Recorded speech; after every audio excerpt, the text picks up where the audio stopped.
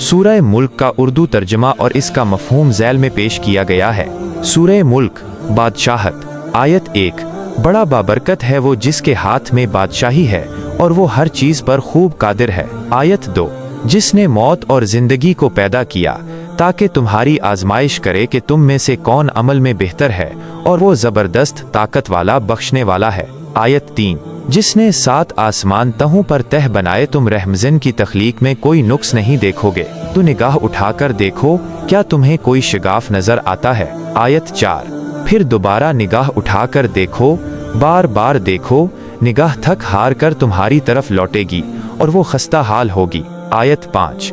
और हमने दुनिया के आसमान को रोशन चरागों से आरास्ता किया और उन्हें शयातीन को मार भगाने का जरिया बनाया और उनके लिए भड़कती आग का अजाब तैयार किया है। आयत 6। और जिन लोगों ने अपने रब का इनकार किया उनके लिए जहन्नम का अजाब है और वो क्या ही बुरा ठिकाना है। आयत 7।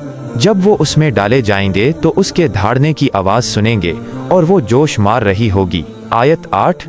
ऐसा लगता है कि वो गुस्से से फट जाएगी जब भी उसमें कोई गिरोह डाला जाएगा तो उसके दारोगे उनसे पूछेंगे, क्या तुम्हारे पास कोई डराने वाला नहीं आया था। आयत 9।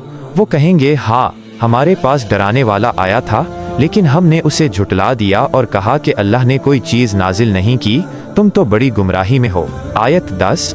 और वो कहेंगे, अगर हम सुनते या समझते तो आज जहन्नम वालों में से ना होते। आयत 11। बस उन्होंने अपने गुनाहों का एतराफ़ कर लिया तो जहन्नम वाले अल्लाह की रहमत से दूर हैं। आयत 12।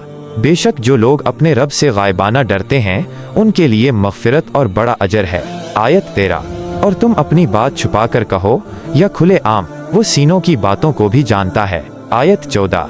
क्या वही न जानेगा जिसने पैदा किया है, हालांकि वो हर बारीकी का जानने वाला, हर चीज़ से बाखबर है। आयत 15।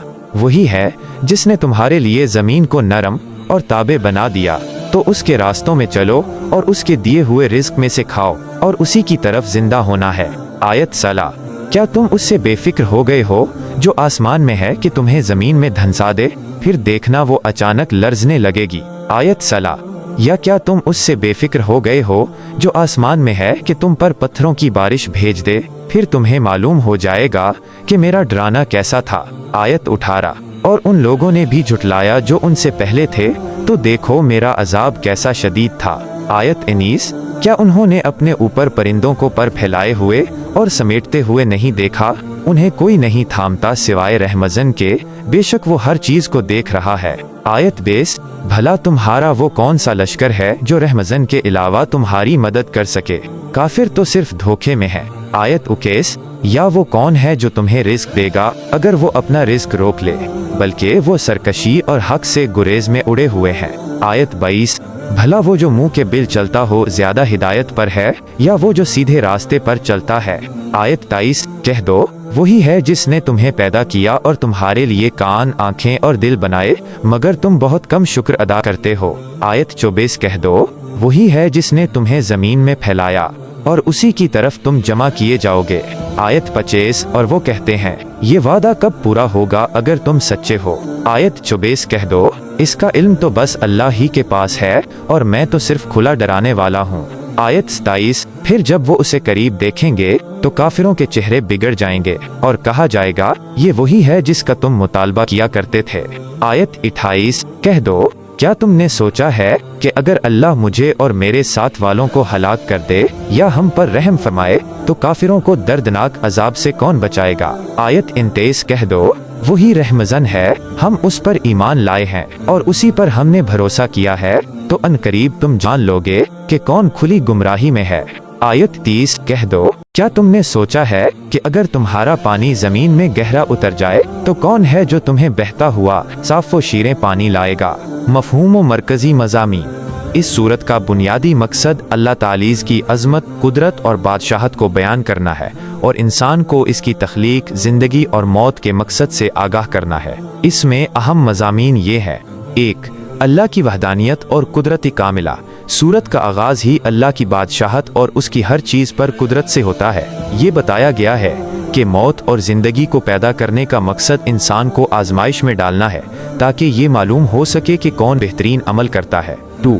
निज़ाम कायनात की बेऐब तख्लीक, आसमानों, ज़मीन और परिंदों की परवाज़ जैसी मिसालें देकर अल्लाह तालीज़ की तख्लीक की अज़मत और इसमें मौजूद बेनुक्स निज़ाम की तरफ तवज्जो दिलाई गई है। इंसान को चैलेंज किया गया है कि वो अल्लाह की तख्लीक में कोई ऐब तलाश करे। 3. जज़ा और सज़ा का तसव्वुर, काफरों के लिए जहन्नम के अजाब और उसकी हौलनाकियों का जिक्र किया गया है, जबकि ईमान लाने वालों और गायबाना डरने वालों के लिए मग़फ़िरत और अजर अजीम की खुशखबरी दी गई है। 4. कुफ़ार की सरकशी और अंजाम, इन लोगों की सरकशी को बयान किया गया है जो अल्लाह के भेजे हुए डराने वालों अंबिया इकराम को झुटलाते हैं और क़यामत के दिन अपने गुनाहों का इतराफ़ करेंगे। 5. अल्लाह की नेमतों की याद दहानी, ज़मीन की नरमी और पानी जैसी बुनियादी नेमतों का जिक्र करके इंसान को शुक्र अदा करने की तरगीब दी गई है और ये बताया गया है कि ये सब अल्लाह की ही अता है। 6. क़यामत और आखिरत, सूरत में क़यामत के दिन इंसानों के जमा होने और अपने आमाल का हिसाब देने का जिक्र है और काफिरों को उस दिन के करीब आने पर होने वाली रुसवाई से डराया गया है। 7. रसूल अकरम सल्लल्लाहु अलैहि वसल्लम का मकाम, आप सल्लल्लाहु अलैहि वसल्लम के ज़रिए क़यामत के बारे में डराने और उसके इल्म सिर्फ अल्लाह के पास होने की बात को वाज़ेह किया गया है। सूरह मुल्क को पढ़ने के बहुत से फ़ज़ाइल अहादीस में बयान किए गए हैं, जिनमें से एक ये है कि ये कब्र के अजाब से बचाने वाली और क़यामत के दिन अपने पढ़ने वाले की शफ़ाअत करने वाली है।